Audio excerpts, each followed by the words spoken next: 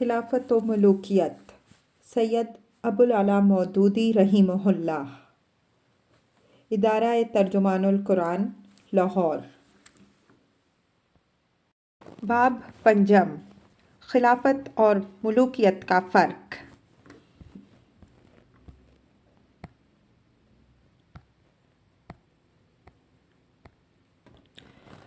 Number 7، نسلی اور قومی عصبیتوں کا ظہور۔ ایک اور عظیم تغیر جو اس دور ملوکیت میں رونما ہوا وہ یہ تھا کہ اس میں قوم، نسل، وطن اور قبیلہ کی وہ تمام جاہلی عصبیتیں پھر سے ابھر آئیں جنہیں اسلام نے ختم کر کے خدا کا دین قبول کرنے والے تمام انسانوں کو یکساں حقوق کے ساتھ ایک امت بنایا تھا۔ بنی امیہ کی حکومت ابتدا ہی سے ایک عرب حکومت کا رنگ لیے ہوئے تھی، جس میں عرب مسلمانوں کے ساتھ غیر عرب نو مسلموں کے مساوی حقوق کا تصور قریب قریب مفقود تھا۔ اس میں اسلامی احکام کی صریح خلاف ورزی کرتے ہوئے نو مسلموں پر جزیہ لگایا گیا، جیسا کہ ہم اس سے پہلے بیان کر چکے ہیں۔ اس سے نہ صرف اشاعت اسلام میں شدید رکاوٹ پیدا ہوئی بلکہ اجمیوں کو یہ احساس پیدا ہو گیا کہ اسلامی فتوحات نے دراصل ان کو عربوں کا غلام بنا دیا ہے اور اب وہ اسلام قبول کر کے بھی ان کے برابر نہیں ہو سکتے۔ پھر یہ خرابی اور آگے بڑھی۔ والی، قاضی، حتیٰ کہ امام نماز مقرر کرتے ہوئے بھی یہ دیکھا جانے لگا کہ آدمی عرب ہے یا غیر عرب۔ کوفے میں حجاج بن یوسف نے حکم دے رکھا تھا کہ عرب کے سوا کوئی شخص نماز میں امام نہ بنایا جائے۔ حضرت سعید بن جبیر رحمہ اللہ جب گرفتار ہوئے تو حجاج نے ان پر احسان جتایا کہ میں نے تم کو امام نماز بنایا، حالانکہ یہاں عرب کے سوا کوئی امامت نہ کرا سکتا تھا۔ عراق میں نبطیوں کے ہاتھوں پر مہریں لگائی گئیں۔ بصرے سے نو مسلم اجمیوں کا وسیع پیمانہ پر اخراج کیا گیا۔ حضرت سعید بن جبیر رحمہ اللہ جیسے بلند مرتبہ عالم کو، جن کے پائے کے آدمی اس وقت دنیا اسلام میں 2-4 سے زیادہ نہ تھے، جب کوفے کا قاضی مقرر کیا گیا تو شہر میں شور مچ گیا کہ عرب کے سوا کوئی شخص قضاء کا اہل نہیں ہو سکتا۔ آخر کار حضرت ابو موسیٰ اشعری رضی اللہ عنہ کے صاحبزادے ابو بردہ کو قاضی بنایا گیا اور ان کو حکم دیا گیا کہ ابن جبیر سے مشورہ لیے بغیر کوئی فیصلہ نہ کریں۔ حد یہ کہ جنازوں پر بھی کسی اجمی کو نماز پڑھانے کے لیے آگے نہ کیا جاتا الا یہ کہ کوئی عرب لڑکا تک جنازہ پڑھانے کے لیے موجود نہ ہو۔ کسی غیر عرب نو مسلم لڑکی سے اگر کوئی شخص شادی کرنا چاہتا تو اسے لڑکی کے باپ یا اس کے رشتہ داروں کو پیغام دینے کے بجائے اس عرب سے رجوع کرنا پڑتا جس کے ولا پیٹرنیج میں وہ اجمی خاندان ہو۔ لونڈی کے پیٹ سے پیدا ہونے والے کے لیے عربوں میں ہجن ایبی کی اصطلاح رائج ہو گئی اور یہ خیال عام ہونے لگا کہ وراثت میں اس کا حصہ عرب بیوی کی اولاد کے برابر نہیں ہو سکتا، حالانکہ شریعت کی روح سے دونوں طرح کی اولاد کے حقوق برابر ہیں۔ ابو الفرج اصفہانی کی روایت ہے کہ بنی سلیم کے ایک شخص نے ایک اجمی نو مسلم سے اپنی بیٹی بیاہ دی تو محمد بن بشیر الخارجی نے مدینہ جا کر گورنر سے اس کی شکایت کی اور گورنر نے فوراً زوجین میں تفریق کرا دی۔ اس نو مسلم کو کوڑے لگوائے اور اس کا سر، داڑھی اور ابرویں منڈوا کر اسے ذلیل کیا۔ یہی وہ طرز عمل تھا جس نے عجم میں شعوبیت، اجمی قوم پرستی کو جنم دیا، اور اسی کی بدولت خراساں میں بنی امیہ کے خلاف عباسیوں کی دعوت کو فروغ نصیب ہوا۔ اجمیوں میں عربوں کے خلاف جو نفرت پیدا ہو چکی تھی، عباسی داعیوں نے اسے بنی امیہ کے خلاف استعمال کیا اور انہوں نے اس امید پر عباسیوں کا ساتھ دیا کہ ہمارے ذریعے سے انقلاب ہوگا تو ہم عربوں کا زور توڑ سکیں گے۔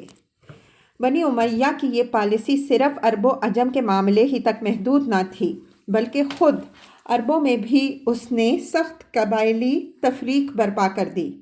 عدنانی اور قحطانی، یمانی اور مزری، ازد اور تمیم، کلب اور قیس، تمام پرانے جھگڑے اس دور میں پھر سے تازہ ہو گئے۔ حکومت خود قبیلوں کو ایک دوسرے کے خلاف استعمال کرتی تھی اور اس کے عرب گورنر اپنی ولایتوں میں پورے تعصب کے ساتھ اپنے قبیلے کو نوازتے اور دوسرے قبیلوں کے ساتھ بے انصافیاں کرتے تھے۔ خراساں میں اسی پالیسی کی وجہ سے یمنی اور مزری قبائل کی کشمکش اس حد تک بڑھی کہ عباسی دائی ابو مسلم خراسانی نے ان دونوں کو ایک دوسرے کے خلاف لڑا کر اموی سلطنت کا تختہ الٹ دیا۔ حافظ ابن کثیر البدایہ والنہایہ میں ابن عساکر کے حوالہ سے لکھتے ہیں کہ جس زمانے میں عباسی فوجیں دمشق پر چلی آ رہی تھیں، اس وقت بنی امیہ کے دارالسلطنت میں یمانی اور مزری کی عصبیت پوری شدت کے ساتھ بھڑکی ہوئی تھی، حتیٰ کہ ہر مسجد میں 2 محرابیں الگ الگ تھیں اور جامع مسجد میں 2 ممبروں پر 2 امام خطبے دیتے اور 2 جماعتوں کی الگ الگ امامت کراتے تھے۔ ان دونوں گروہوں میں سے کوئی کسی کے ساتھ نماز تک پڑھنے کے لیے تیار نہ تھا۔ نمبر 8، قانون کی بالاتری کا خاتمہ۔ سب سے بڑی مصیبت جو ملوکیت کے دور میں مسلمانوں پر آئی وہ یہ تھی کہ اس دور میں قانون کی بالاتری کا اصول توڑ دیا گیا، حالانکہ وہ اسلامی ریاست کے اہم ترین بنیادی اصولوں میں سے تھا۔ اسلام جس بنیاد پر دنیا میں اپنی ریاست قائم کرتا ہے وہ یہ ہے کہ شریعت سب پر بالا ہے۔ حکومت اور حکمران، رائی اور رعیت، بڑے اور چھوٹے، عوام اور خواص سب اس کے تابع ہیں۔ کوئی اس سے آزاد یا مستثنی نہیں اور کسی کو اس سے ہٹ کر کام کرنے کا حق نہیں۔ دوست ہو یا دشمن، حربی کافر ہو یا معاہد، مسلم رعیت ہو یا ذمہ، مسلمان وفادار ہو یا باغی یا برسر جنگ، غرض جو بھی ہو، شریعت میں اس سے برتاؤ کرنے کا ایک طریقہ مقرر ہے جس سے کسی حال میں تجاوز نہیں کیا جا سکتا۔ خلافت راشدہ اپنے پورے دور میں اس قاعدے کی سختی کے ساتھ پابند رہی، حتیٰ کہ حضرت عثمان رضی اللہ عنہ اور حضرت علی رضی اللہ عنہ نے انتہائی نازک اور سخت اشتعال انگیز حالات میں بھی حدود شرع سے قدم باہر نہ رکھا۔ ان راست رو خلفاء کی حکومت کا امتیازی وصف یہ تھا کہ وہ ایک حدود آشنا حکومت تھی، نہ کہ مطلق العنان حکومت۔ مگر جب ملوکیت کا دور آیا تو بادشاہوں نے اپنے مفاد، اپنی سیاسی اغراض اور خصوصاً اپنی حکومت کے قائم و بقا کے معاملہ میں شریعت کی عائد کی ہوئی کسی پابندی کو توڑ ڈالنے اور اس کی باندھی ہوئی کسی حد کو پھاند جانے میں تأمل نہ کیا، اگرچہ ان کے عہد میں بھی مملکت کا قانون اسلامی قانون ہی رہا۔ کتاب اللہ اور سنت رسول اللہ صلی اللہ علیہ وآلہ وسلم کی آئینی حیثیت کا ان میں سے کسی نے کبھی انکار نہیں کیا۔ عدالتیں اسی قانون پر فیصلہ کرتی تھیں اور عام حالات میں سارے معاملات شرعی احکام ہی کے مطابق انجام دیے جاتے تھے، لیکن ان بادشاہوں کی سیاست دین کی تابع نہ تھی۔ اس کے تقاضے وہ ہر جائز و ناجائز طریقے سے پورے کرتے تھے اور اس معاملہ میں حلال و حرام کی تمیز روا نہ رکھتے تھے۔ مختلف خلفائے بنی امیہ کے عہد میں قانون کی پابندی کا کیا حال رہا، اسے ہم آگے کی سطور میں بیان کرتے ہیں۔ حضرت معاویہ رضی اللہ عنہ کے عہد میں یہ پالیسی حضرت معاویہ رضی اللہ عنہ کے عہد ہی سے شروع ہو گئی تھی۔ امام زہری کی روایت ہے کہ رسول اللہ صلی اللہ علیہ وآلہ وسلم اور 4 خلفائے راشدین کے عہد میں سنت یہ تھی کہ نہ کافر مسلمان کا وارث ہو سکتا ہے، نہ مسلمان کافر کا۔ حضرت معاویہ رضی اللہ عنہ نے اپنے زمانہ حکومت میں مسلمان کو کافر کا وارث قرار دیا اور کافر کو مسلمان کا وارث قرار نہ دیا۔ حضرت عمر بن عبدالعزیز نے آ کر اس بدعت کو موقوف کیا، مگر ہشام بن عبد الملک نے اپنے خاندان کی روایت کو پھر بحال کر دیا۔ حافظ ابن کثیر کہتے ہیں کہ دیت کے معاملہ میں بھی حضرت معاویہ رضی اللہ عنہ نے سنت کو بدل دیا۔ سنت یہ تھی کہ معاہد کی دیت مسلمان کے برابر ہوگی، مگر حضرت معاویہ رضی اللہ عنہ نے اس کو نصف کر دیا اور باقی نصف خود لینی شروع کر دی۔ ایک اور نہایت مکروہ بدعت حضرت معاویہ رضی اللہ عنہ کے عہد میں یہ شروع ہوئی کہ وہ خود اور ان کے حکم سے ان کے تمام گورنر خطبوں میں برسر ممبر حضرت علی رضی اللہ عنہ پر سب و شتم کی بوچھاڑ کرتے، حتیٰ کہ مسجد نبوی میں ممبر رسول صلی اللہ علیہ وآلہ وسلم پر عین روضہ نبوی صلی اللہ علیہ وآلہ وسلم کے سامنے حضور صلی اللہ علیہ وآلہ وسلم کے محبوب ترین عزیز کو گالیاں دی جاتی تھیں، اور حضرت علی رضی اللہ عنہ کی اولاد اور ان کے قریب ترین رشتہ دار اپنے کانوں سے یہ گالیاں سنتے تھے۔ کسی کے مرنے کے بعد اس کو گالیاں دینا شریعت تو درکنار انسانی اخلاق کے بھی خلاف تھا، اور خاص طور پر جمعہ کے خطبہ کو اس گندگی سے آلودہ کرنا تو دین و اخلاق کے لحاظ سے سخت گھناؤنا فعل تھا۔ حضرت عمر بن عبدالعزیز نے آ کر اپنے خاندان کی دوسری غلط روایات کی طرح اس روایت کو بھی بدلا اور خطبہ جمعہ میں سب علی کی جگہ یہ آیت پڑھنی شروع کر دی: ان اللہ یأمر بالعدل والاحسان وایتاء ذی القربى وینہی عن الفحشاء والمنکر والبغی یعظکم لعلکم تذکرون۔ سورہ النحل آیت 90۔ مال غنیمت کی تقسیم کے معاملہ میں بھی حضرت معاویہ رضی اللہ عنہ نے کتاب اللہ اور سنت رسول اللہ صلی اللہ علیہ وآلہ وسلم کے صریح احکام کی خلاف ورزی کی۔ کتاب و سنت کی روح سے پورے مال غنیمت کا 5واں حصہ بیت المال میں داخل ہونا چاہیے اور باقی 4 حصے اس فوج میں تقسیم کیے جانے چاہیے جو لڑائی میں شریک ہوئی ہو۔ حضرت معاویہ رضی اللہ عنہ نے حکم دیا کہ مال غنیمت میں سے چاندی سونا ان کے لیے الگ نکال لیا جائے، پھر باقی مال شرعی قاعدے کے مطابق تقسیم کیا جائے۔ زیاد بن سمیہ کا استحقاق بھی حضرت معاویہ رضی اللہ عنہ کے ان افعال میں سے ہے جن میں انہوں نے سیاسی اغراض کے لیے شریعت کے ایک مسلم قاعدے کی خلاف ورزی کی تھی۔ زیاد طائف کی ایک لونڈی سمیہ نامی کے پیٹ سے پیدا ہوا تھا۔ لوگوں کا بیان یہ تھا کہ زمانہ جاہلیت میں حضرت معاویہ رضی اللہ عنہ کے والد جناب ابو سفیان رضی اللہ عنہ نے اس لونڈی سے زنا کا ارتکاب کیا تھا اور اسی سے وہ حاملہ ہوئی تھی۔ حضرت ابو سفیان رضی اللہ عنہ نے خود بھی ایک مرتبہ اس بات کی طرف اشارہ کیا تھا کہ زیاد انہی کے نطفے سے ہے، جو جوان ہو کر یہ شخص اعلیٰ درجے کا مدبر، منتظم، فوجی لیڈر اور غیر معمولی قابلیتوں کا مالک ثابت ہوا۔ حضرت علی رضی اللہ عنہ کے زمانہ خلافت میں وہ آپ کا زبردست حامی تھا اور اس نے بڑی اہم خدمات انجام دی تھیں۔ ان کے بعد حضرت معاویہ رضی اللہ عنہ نے ان کو اپنا حامی و مددگار بنانے کے لیے اپنے والد ماجد کی زناکاری پر شہادتیں لیں اور اس کا ثبوت باہم پہنچایا کہ زیاد انہی کا ولد الحرام ہے۔ پھر اسی بنیاد پر اسے اپنا بھائی اور اپنے خاندان کا فرد قرار دے دیا۔ یہ فعل اخلاقی حیثیت سے جیسا کچھ مکروہ ہے وہ تو ظاہر ہی ہے، مگر قانونی حیثیت سے بھی یہ صریح ناجائز فعل تھا، کیونکہ شریعت میں کوئی نسب زنا سے ثابت نہیں ہوتا۔ نبی صلی اللہ علیہ وآلہ وسلم کا صاف حکم موجود ہے کہ بچہ اس کا ہے جس کے بستر پر وہ پیدا ہو، اور زانی کے لیے کنکر پتھر ہیں۔ ام المؤمنین حضرت ام حبیبہ رضی اللہ عنہا نے اسی وجہ سے اس کو اپنا بھائی تسلیم کرنے سے انکار کر دیا اور اس سے وہ پردہ کرتی تھیں۔ حضرت معاویہ رضی اللہ عنہ نے اپنے گورنروں کو قانون سے بالا تر قرار دیا اور ان کی زیادتیوں پر شرعی احکام کے مطابق کارروائی کرنے سے صاف انکار کر دیا۔ ان کا گورنر عبداللہ بن عمر بن غیلان ایک مرتبہ بصرے میں ممبر پر خطبہ دے رہا تھا۔ ایک شخص نے دوران خطبہ میں اس کو کنکر مار دیا۔ اس پر عبداللہ نے اس شخص کو گرفتار کرایا اور اس کا ہاتھ کٹوا دیا، حالانکہ شرعی قانون کی روح سے یہ ایسا جرم نہ تھا جس پر کسی کا ہاتھ کاٹ دیا جائے۔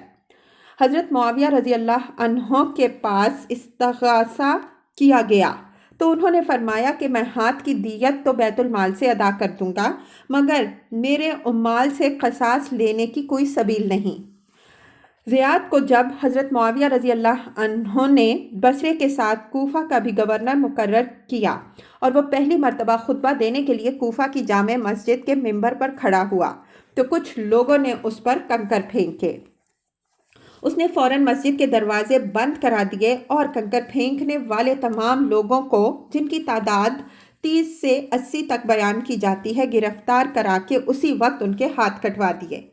کوئی مقدمہ ان پر نہ چلایا گیا، کسی عدالت میں وہ نہ پیش کیے گئے، کوئی باقاعدہ قانونی شہادت ان کے خلاف پیش نہ ہوئی۔ گورنر نے محض اپنے انتظامی حکم سے اتنے لوگوں کو قطع ید کی سزا دے ڈالی جس کے لیے قطعاً کوئی شرعی جواز موجود نہ تھا، مگر دربار خلافت سے اس کا بھی کوئی نوٹس نہ لیا گیا۔ اس سے بڑھ کر ظالمانہ افعال بصر بن ابی ارطاط نے کیے، جسے حضرت معاویہ رضی اللہ عنہ نے پہلے حجاز و یمن کو حضرت علی رضی اللہ عنہ کے قبضے سے نکالنے کے لیے بھیجا تھا اور پھر ہمدان پر قبضہ کرنے کے لیے مامور کیا تھا۔ اس شخص نے یمن میں حضرت علی رضی اللہ عنہ کے گورنر عبداللہ بن عباس، عبید اللہ بن عباس رضی اللہ عنہ کے 2 چھوٹے چھوٹے بچوں کو پکڑ کر قتل کر دیا۔ ان بچوں کی ماں اس صدمے سے دیوانی ہو گئی۔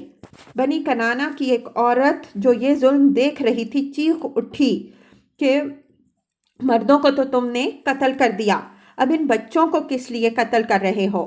بچے تو جاہلیت میں بھی نہیں مارے جاتے تھے۔ اے ابن ارطاط، جو حکومت بچوں اور بوڑھوں کے قتل اور بے رحمی اور برادر کشی کے بغیر قائم نہ ہو سکتی ہو، اس سے بری کوئی حکومت نہیں۔ اس کے بعد اسی ظالم شخص کو حضرت معاویہ رضی اللہ عنہ نے ہمدان پر حملہ کرنے کے لیے بھیجا، جو اس وقت حضرت علی رضی اللہ عنہ کے قبضے میں تھا۔ وہاں اس نے دوسری زیادتیوں کے ساتھ ایک ظلم عظیم یہ کیا کہ جنگ میں جو مسلمان عورتیں پکڑی گئیں انہیں لونڈیاں بنا لیا، حالانکہ شریعت میں اس کا قطعاً کوئی جواز نہیں۔ یہ ساری کارروائیاں گویا اس بات کا عملاً اعلان تھیں کہ اب گورنروں اور سپہ سالاروں کو ظلم کی کھلی چھوٹ مل گئی ہے اور سیاسی معاملات میں شریعت کی کسی حد کے وہ پابند نہیں ہیں۔ سر کاٹ کر ایک جگہ سے دوسری جگہ بھیجنے اور انتقام کے جوش میں لاشوں کی بے حرمتی کرنے کا وحشیانہ طریقہ بھی جو جاہلیت میں رائج تھا اور جسے اسلام نے مٹا دیا تھا، اسی دور میں مسلمانوں کے اندر شروع ہوا۔ سب سے پہلا سر جو زمانہ جاہلیت میں کاٹ کر لے جایا گیا وہ حضرت عمار بن یاسر رضی اللہ عنہ کا سر تھا۔ امام احمد بن حنبل رحمہ اللہ نے اپنی مسند میں صحیح سند کے ساتھ یہ روایت نقل کی ہے اور ابن سعد نے بھی طبقات میں اسے نقل کیا ہے کہ جنگ صفین میں حضرت عمار رضی اللہ عنہ کا سر کاٹ کر حضرت معاویہ رضی اللہ عنہ کے پاس لایا گیا اور 2 آدمی اس پر جھگڑ رہے تھے۔ ہر ایک کہتا تھا کہ عمار رضی اللہ عنہ کو میں نے قتل کیا ہے۔ اس کے بعد دوسرا سر عمر بن الحمق کا تھا جو رسول اللہ صلی اللہ علیہ وآلہ وسلم کے صحابیوں میں سے تھے رضی اللہ عنہ، مگر حضرت عثمان رضی اللہ عنہ کے قتل میں انہوں نے بھی حصہ لیا۔ زیاد کی ولایت عراق کے زمانہ میں ان کو گرفتار کرنے کی کوشش کی گئی۔ وہ بھاگ کر ایک غار میں چھپ گئے، وہاں ایک سانپ نے ان کو کاٹ لیا اور وہ مر گئے۔ تعقب کرنے والے ان کی مردہ لاش کا سر کاٹ کر زیاد کے پاس لے گئے۔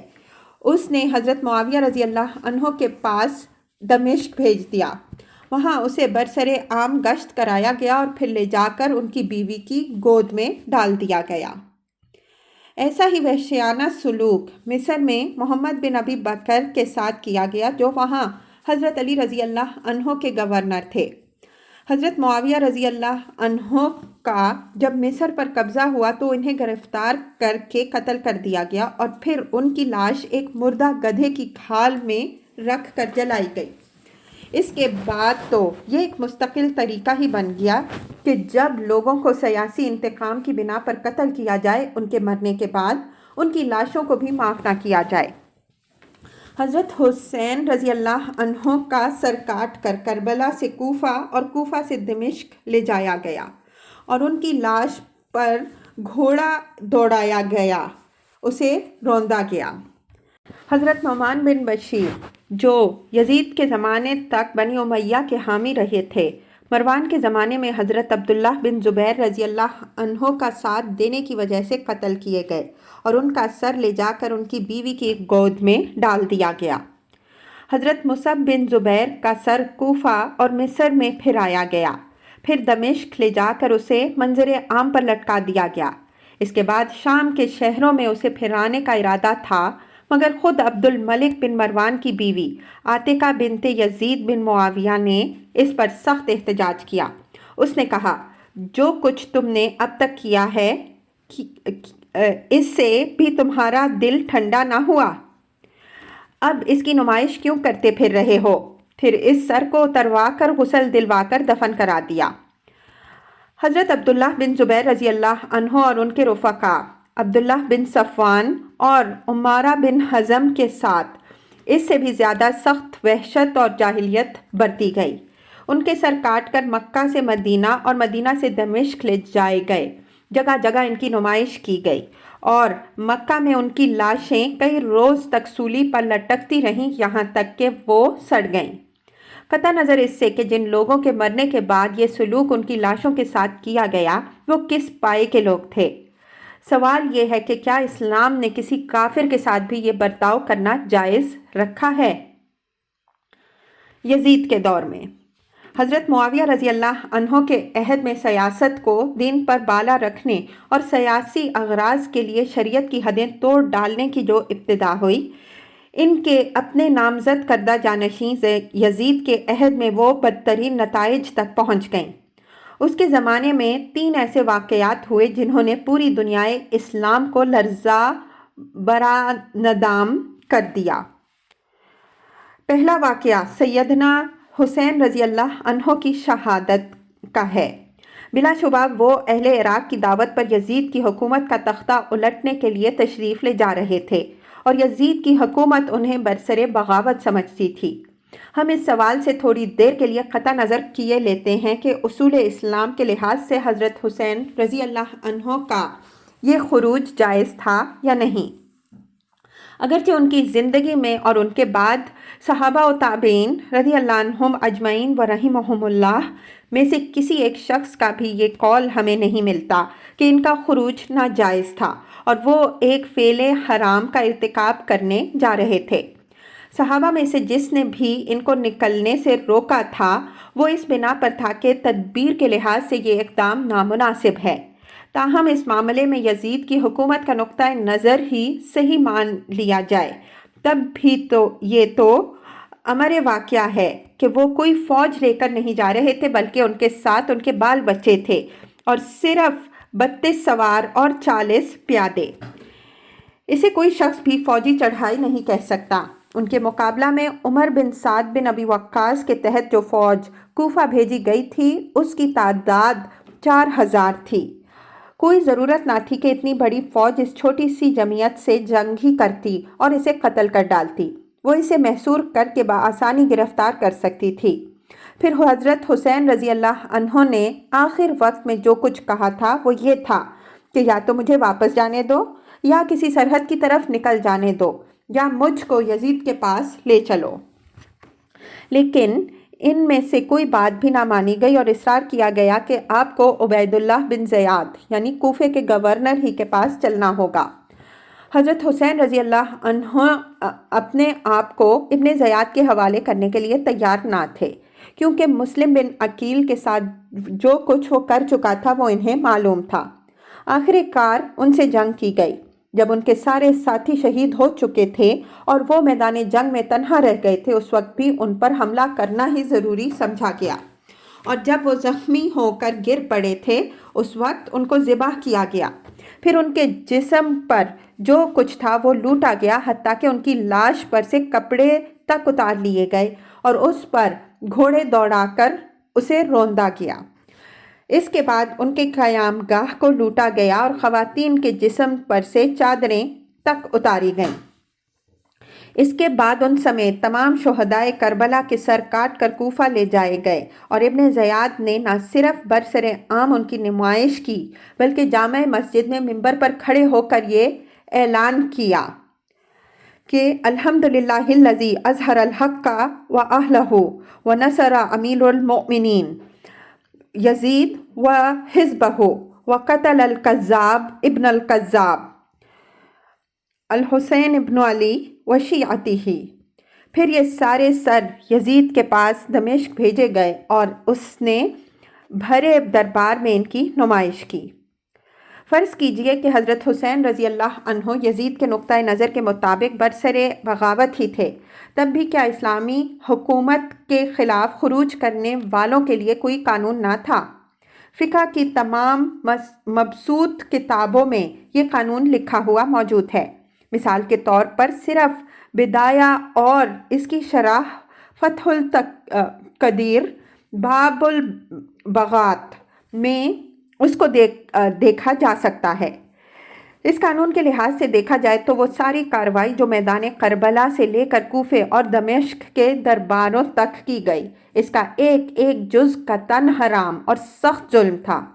دمشق کے دربار میں جو کچھ یزید نے کیا اور کہا اس کے متعلق روایات مختلف ہیں، لیکن ان سب روایتوں کو چھوڑ کر ہم یہی روایت صحیح مان لیتے ہیں کہ وہ حضرت حسین رضی اللہ عنہ اور ان کے ساتھیوں کے سر دیکھ کر آبدیدہ ہو گیا، اور اس نے کہا کہ میں نے حسین رضی اللہ عنہ کے قتل کے بغیر بھی تم لوگوں کی اطاعت سے راضی تھا۔ اللہ کی لعنت ہو ابن زیاد پر، خدا کی قسم اگر میں وہاں ہوتا تو حسین رضی اللہ عنہ کو معاف کر دیتا، اور یہ کہ خدا کی قسم اے حسین میں تمہارے مقابلے میں ہوتا تو تمہیں قتل نہ کرتا۔ پھر بھی یہ سوال لازماً پیدا ہوتا ہے کہ اس ظلم عظیم پر اس نے اپنے سر پھرے گورنر کو کیا سزا دی؟ حافظ ابن کثیر کہتے ہیں کہ اس نے ابن زیاد کو نہ کوئی سزا دی، نہ اسے معزول کیا، نہ اسے ملامت ہی کا کوئی خط لکھا۔ اسلام تو خیر بدرجہ بلند چیز ہے۔ یزید میں اگر انسانی شرافت کی بھی کوئی رمق ہوتی تو وہ سوچتا کہ فتح مکہ کے بعد رسول اللہ صلی اللہ علیہ وآلہ وسلم نے اس کے پورے خاندان پر کیا احسان کیا تھا، اس کی حکومت نے ان کے نواسے کے ساتھ کیا سلوک کیا۔ اس کے بعد دوسرا سخت المناک واقعہ جنگ حرہ کا تھا، جو 63 ہجری کے آخر اور خود یزید کی زندگی کے آخری ایام میں پیش آیا۔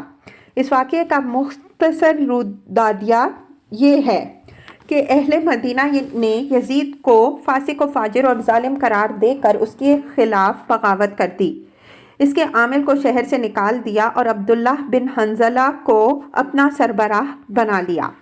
یزید کو یہ اطلاع پہنچی تو اس نے مسلم بن عقبہ المری کو، جسے سلف صالحین مصرف بن عقبہ کہتے ہیں، 12,000 فوج دے کر مدینہ کی چڑھائی کے لیے بھیج دیا اور اسے حکم دیا کہ 3 دن تک اہل شہر کو اطاعت قبول کرنے کی دعوت دیتے رہنا، پھر اگر وہ نہ مانے تو ان سے جنگ کرنا، اور جب فتح پا لو تو 3 دن کے لیے مدینہ کو فوج پر مباح کر دینا۔ اس ہدایت پر یہ فوج گئی، جنگ ہوئی، مدینہ فتح ہوا، اور اس کے بعد یزید کے حکم کے مطابق 3 دن کے لیے فوج کو اجازت دے دی گئی کہ شہر میں جو کچھ چاہے کریں۔ ان 3 دنوں میں شہر کے اندر ہر طرف لوٹ مار کی گئی، شہر کے باشندوں کا قتل عام کیا گیا، جس میں امام زہری کی روایت کے مطابق 700 معززین اور 10,000 کے قریب عوام مارے گئے۔ اور غضب یہ ہے کہ وحشی فوجیوں نے گھروں میں گھس گھس کر بے دریغ عورتوں کی عصمت دری کی۔